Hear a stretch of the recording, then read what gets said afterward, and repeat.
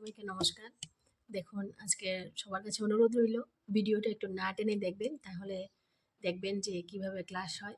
আমি ছাত্রীদেরকে একটা পেটিকোট বোঝাচ্ছি, পেটিকোটটা কিভাবে হচ্ছে। Let's go. যদি কেউ অ্যাডমিশন নিতে চান যোগাযোগ করতে পারেন 9436151233 এই নাম্বারে। সার্টিফিকেট দেওয়া হয় কোর্স শেষে, সব লেডিজ আইটেম শেখানো হয়। এখন দেখুন ক্লাসটা চলছে। Wow!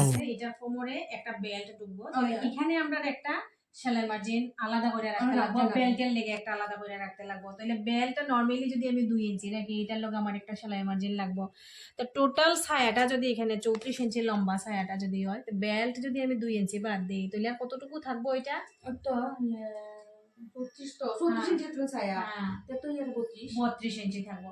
এবার যে ওই যে এইচ আর জি যেটা দিছে, এটা দেখো 34 ইঞ্চির থেকে 2 ইঞ্চি যে ব্যাক, ওইটা আমি বাদ দিয়ে নিলাম। বাদ দিয়ে যেটা আছে ওইটার লগে আমি আবার এক্সট্রা সেলাই মার্জিন দিলাম, কারণ এই যে ছায়া যে আছে, ছায়ার সাথে ওইটার সাথে ওই জায়গাটা বেল্টের জায়গাটাও সেলাই হইব, এখানে একটা সেলাই মার্জিন লাগবো। আর এখানে দেখো একটা পট্টি আছে ছায়ার, এখানে একটা পট্টি আছে, পট্টিটার লেগে এখানে ফোল্ড করতে লাগবো, এই লেগে আমার এক্সট্রা সেলাই মার্জিন লইতে লাগবো। যদি এক্সট্রা সেলাই মার্জিন আমি না লই, ছায়াটা যখন রেডি করব, ছায়াটা তখন বাড়তি হয়ে যাবে, কাস্টমার তখন পছন্দ করতো না।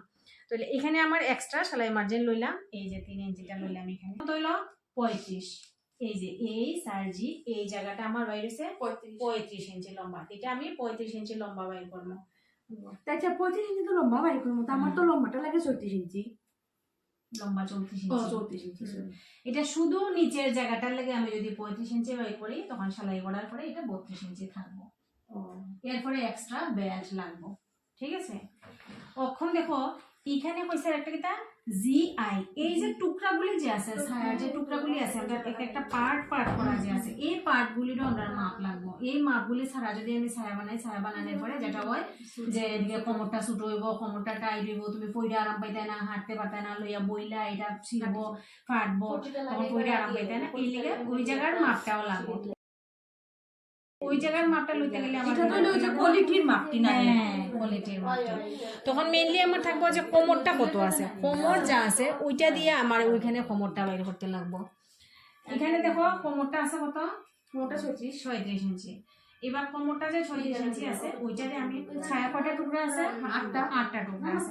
যখন 36 ইঞ্চি কোমর থাকবো 8 দিয়ে আমি ভাগ করবো, 8 দিয়ে ভাগ করলে পরে যে ভাগটা বাইরিব এটার লগে প্লাস সেলাই মার্জিন করবো। এখানে 36 8 দিয়ে ভাগ করার পর এখানে কত বেরিয়েছে 4.5 ইঞ্চি বেরিয়েছে। এবার দেখো এটার সাথে +2 করছে, এই যে এই টুকরাটার সাথে এই টুকরাটা, ওইটারে ফোকাস করো, আমার ওইটারে ফোকাস করো। ওই টুকরাটার সাথে ওই টুকরাটা এখানে সেলাই হইব, আবার ওইটার সাথে ওইটা সেলাই, এটার সাথে এটা সেলাই হইব, প্রত্যেকটার সাথে কিন্তু সেলাই হইব। তো যখন প্রত্যেকটার সাথে সেলাই হইব, তখন সেলাই মার্জিন আবার অবশ্যই দরকার। তারপরে আমার একুরের যে কোমরটা, এটা হচ্ছে 36, একুরের যে কোমরটা নরমালি আমরা কোমরের যে জায়গাটা থাকে এখান থেকে পাছার জায়গাটা একটু বড় থাকে, পাছার জায়গাটা যদি একটু বড় থাকে আমি কোমরটা একটু বড় লইতে লাগবে।